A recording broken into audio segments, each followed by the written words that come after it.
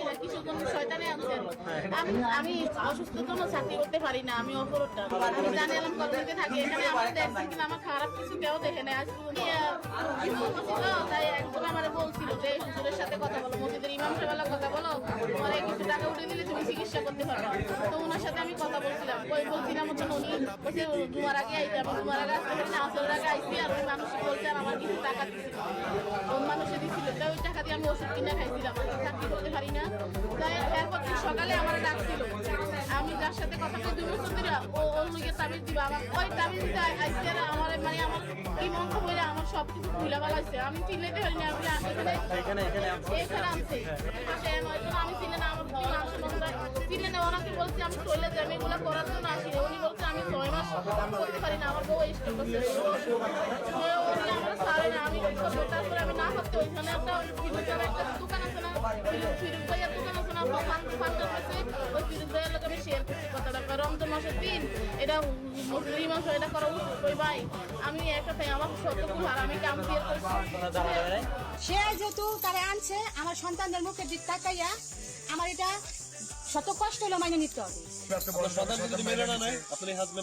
তারা তো মাইনে নিবে না বলছে, আপনি কি তার সন্তান নাকি? কিন্তু আপনার সত্যি যে সে তো আপনার সন্তানকে মানবেন, আপনি এই ব্যাপারে কি বলতে হ্যাঁ মোস্তাফিজুর হক, আপনি কি আগে টের পেয়েছেন না বিয়ের পরে টের পেয়েছেন? আপনি যে বললেন যে কালকে আসছে, আর ইনি বলেন 15 দিন আগে থেকে জানতেন। আর যখন কালকে আসছে তখন কি আপনার হাজবেন্ড কি বিয়ে করে নিয়ে আসছে সাথে করে? এখন সে আসছে, আসার পরে শুনছি যে কোর্ট ম্যারেজ করছে। এখন দেখেন নাই, এখন পর্যন্ত দেখেন নাই, পেপারস দেখেন নাই? দেখি নাই। আচ্ছা ঠিক আছে। আচ্ছা আমি চাপ প্রয়োগ করছি কিনা?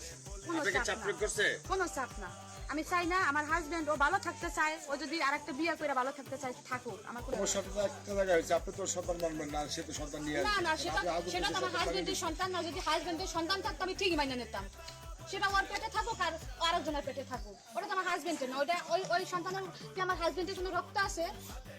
ভবিষ্যতে যদি ওর সন্তান হয় সেটা আমার হাজবেন্ডের সন্তান হবে, বৈধ সন্তান হবে যদি ও থাকে। আপনার এই দুইজন কি দুই মেয়ে?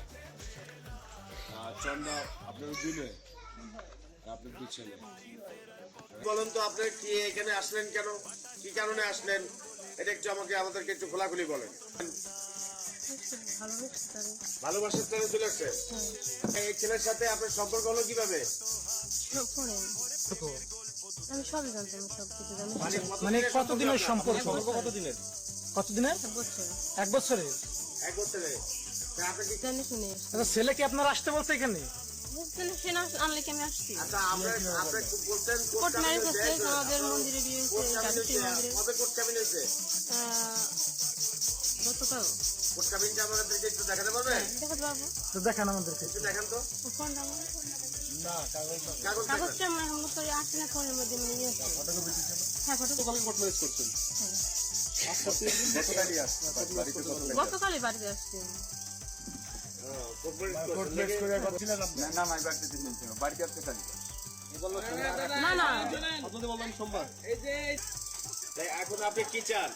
এখন আগে যারা থাকবে এখানে সংসার করবে এখানে। এখানে সংসার করবেন? হ্যাঁ, আপনার যে বাচ্চা 2টা ছিল তারা কোথায় এখন? এখন আমার বাসা বাড়ি যাবে, আপনার বাবার বাড়ি কোথায়? বলছেন তো।